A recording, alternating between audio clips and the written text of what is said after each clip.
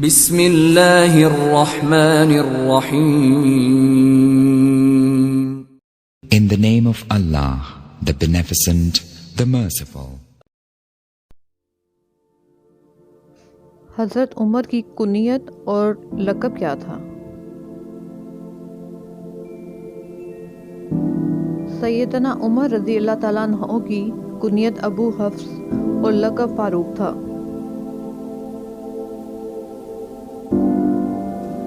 حضرت عمر کا حلیہ کیسا دکھتا تھا؟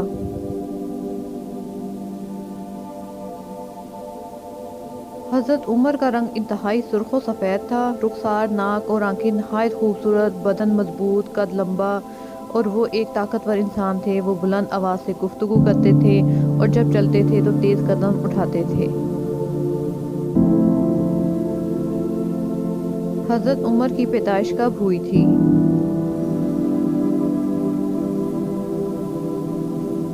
سیدنا عمر رضی اللہ تعالیٰ عنہ عام الفیل کے 13 سال بعد پیدا ہوئے۔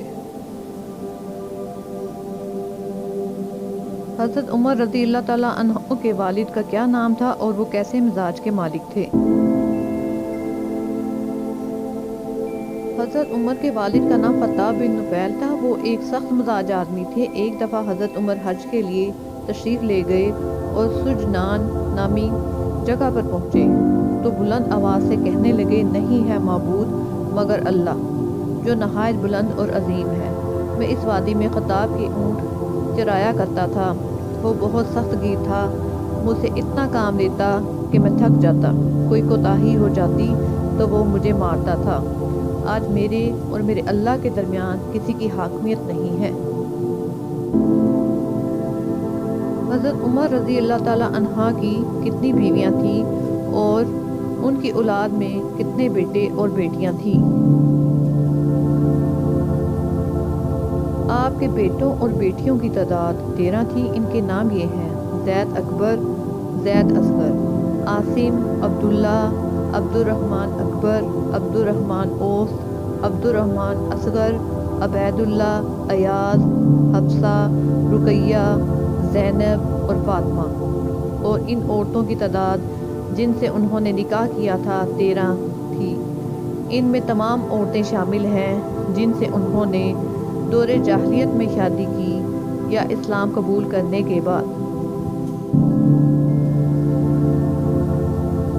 حضرت عمر کا شمار مکہ کے کن چند لوگوں میں ہوتا تھا؟ حضرت عمر نے اپنی زندگی کا بہت سا حصہ جاہلی دور میں بسر کیا، لیکن ان کی ایک نمایاں خوبی یہ تھی کہ وہ پڑھنا لکھنا جانتے تھے اور ایسے افراد اہل مکہ میں گنے چنے تھے۔ ایک دفعہ جب حضرت عمر کو دل میں غرور آیا کہ میں تو امیر المومنین ہوں، مجھ سے افضل اور کوئی نہیں، تو انہوں نے کس طرح اس خیال کو جھٹلایا۔ حضرت عمر نے نماز کے لیے لوگوں کو بلایا اور اللہ کی حمد و ثنا اور آپ صلی اللہ علیہ وآلہ وسلم پر درود و سلام پڑھنے کے بعد کہا، اے لوگوں، میں اپنی خالہ کی بکریاں چرایا کرتا تھا، مجھے اس کے بدلے میں وہ مٹھی بھر کھجوریں یا منقع دے دیا کرتی تھیں۔ عبد الرحمن اوف کہنے لگے، امیر المومنین، آج آپ نے اپنی برائی خود بیان کر دی ہے۔ یہ سن کر حضرت عمر بولے، میرے دل میں کچھ غرور آ گیا تھا، میں نے چاہا کہ اپنے آپ کو پست کر دوں۔ حضرت عمر میں قبول اسلام سے پہلے اونٹ اور بکریاں چرانے کے علاوہ اور کون کون سی خوبیاں موجود تھیں؟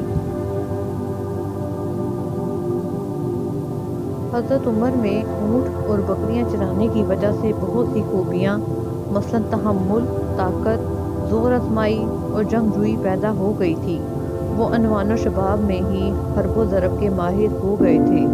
وہ کشتیاں لڑتے تھے، گھوڑ سواری کے ماہر تھے اور شعر و ادب میں طاق ہو گئے تھے۔ حضرت عمر قریش کی تمام عادات، عبادات اور رسومات کے محافظ کیوں سمجھے جاتے تھے؟ حضرت عمر جس امر پر یقین رکھتے اس کے تحفظ میں اپنی جان لڑا دیتے۔ یہی وجہ تھی کہ دعوت اسلام کے بعد انہوں نے قریش کا ہر ممکن دفاع کیا تھا۔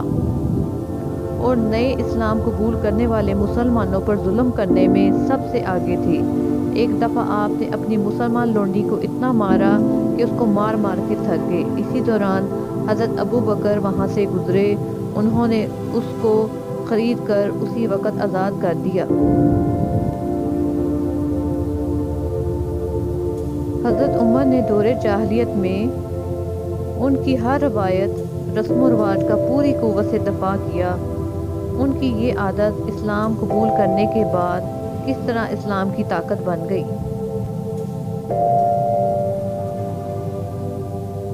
حضرت عمر نے جب اسلام قبول نہیں کیا تھا تو انہوں نے کافروں کے ہر رسم و رواج کا پوری طرح دفاع کیا، لیکن جب انہوں نے اسلام قبول کیا تو اپنے مذہب کے ساتھ جوش و خروش اور ولولہ انگیزی کی عادت کی وجہ سے انہوں نے کفر و ایمان کے درمیان بڑا واضح فرق نمایاں کر دیا اور حق کو باطل سے جدا کر کے رکھ دیا۔ حضرت عمر نے اپنے آباء و اجداد سے وراثت میں کون کون سا معنوی اثاثہ پایا؟